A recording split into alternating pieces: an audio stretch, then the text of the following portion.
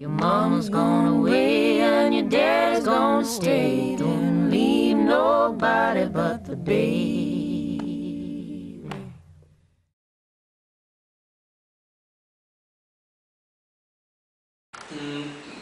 Taču kaut kā lēnā garā es aizbraucu līdz tai Aknīstai, un tur es arī biju pārsteidzoši ātri, tā kaut kādiem 4-5 dienām. Un sapratu, ka jābrauc tālāk, un es tā domāju, ka pastījos kartē, davai, Subate. Nezinu, kur tas ir, nezinu, kas tur ir, braukšu. Nu, tik daudz, cik vienkārši pēc kārtas paskatījās, aptēm pareiķināju, cik es vēl varu nobraukt. Cik tur bija? Tur bija baigos varbūt, ne? Bija. Līdz Subatē bija, no Bauskas līdz Subatē, manuprāt, kaut kāds 160 km bija. Un es aizbraucu Subatu un pulkstenis kaut kāds 7 vakarā, laikam, ap 7. Un saprotu to, ka tev 118 ir piečakarējis, naktsmītnes tur nav, pazīstam tur nav, telti uzcelt īsti tur nav, kur jau tas ir vai nu ciemats vai apkārt ir meži un viens ēts ar suņiem. Un saprotu, ka tas reāli iebērzies. Tev pārtika ir beigusies, un es knapi paspēju Subatē uz veikalu 5 minūtes pirms slēgšanas kaut ko nopirkt. Un es sazvanīju ar Kārli, labu draugu, un es viņam teicu, davai, meklē man naktsmājas posmā no Subatas līdz Ilūkstei. Tas vēl uz priekšu. Tie ir vēl 25 km. Viņš sazvanīja, viņš bija atratis Ilūkstē bērnu dārzā kaut kā, tur iespēja nakšņot 5 lati par nakti ar visām brokastīm. Televizors, duša, ideāli. Un tad bija tā, ka es vienkārši braucu un tos 25 km es braucu jau spēka vispār nav. Tev nāk virsū jau kaut kāda melnie pilnīgi. Tik tālu jau saprot, ka tu brauc un saprot, tev jau tāds nespēks, ka negribās stāties, jo, saprot, ja tu apstāsies un noliks riteni, tu viņu nevar piecelt. Un tajā dienā bija tāds spēka izsīkums. Es aizbraucu ar pēdējiem spēkiem līdz tai Ilūkstei, saprotu to vietu, un man ir jāuznes 4 pakāpienus ritenis, un es to nevaru izdarīt. Es vienkārši to nevaru izdarīt. Un tā ir pašam tāds, kas nozīmēts.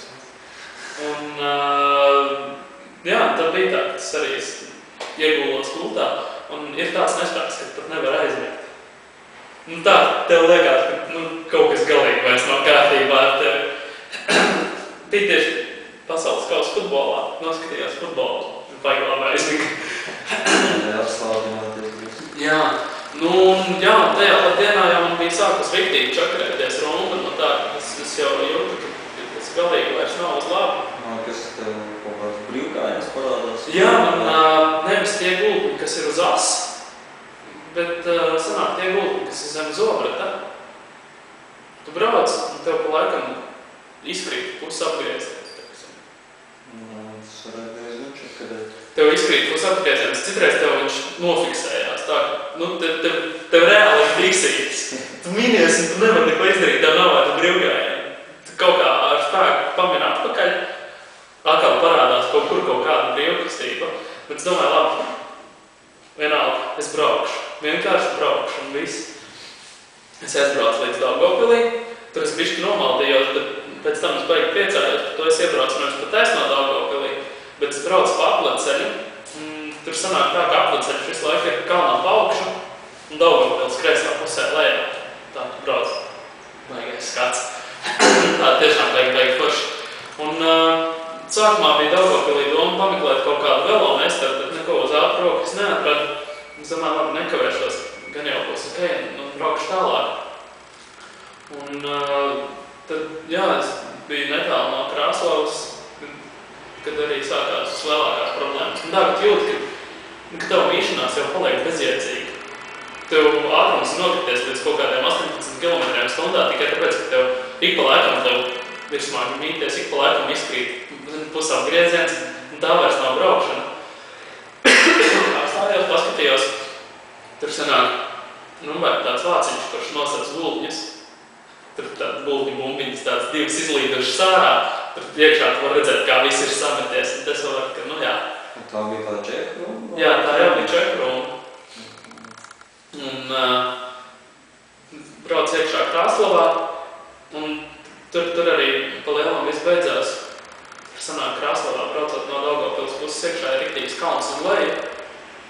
es savinos līdz kaut kādiem 50 km/h, bišķi vairāk.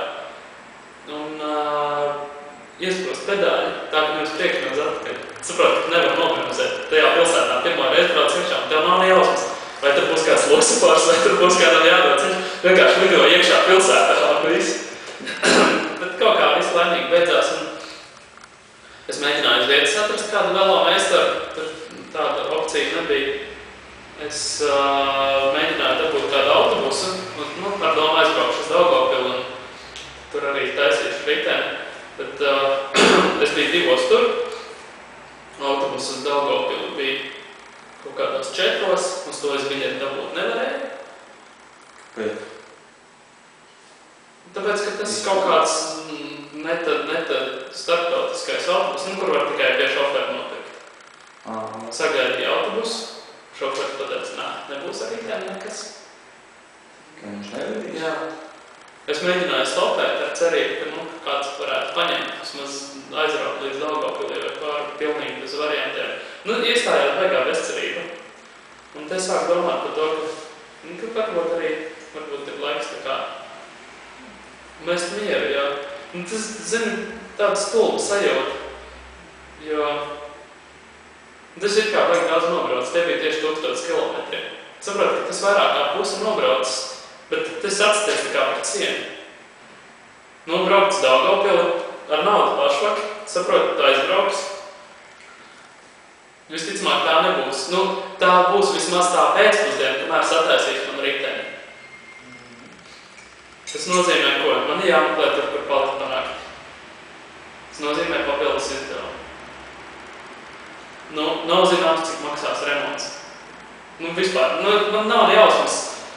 Ja jāmaina rumba, rēķina rumba būs savu lati 15, kamēr vēl pārspieķos rātu. Sponsors varbūt kāds jauns. Jā, tas saprot, ka tāds variants arī īsti nav, un tu pat netiec līdz tam. Un te sazvanīju māsas vīru, viņš Rezeknē rūpnīcā kaut kāds viens no vadītājiem.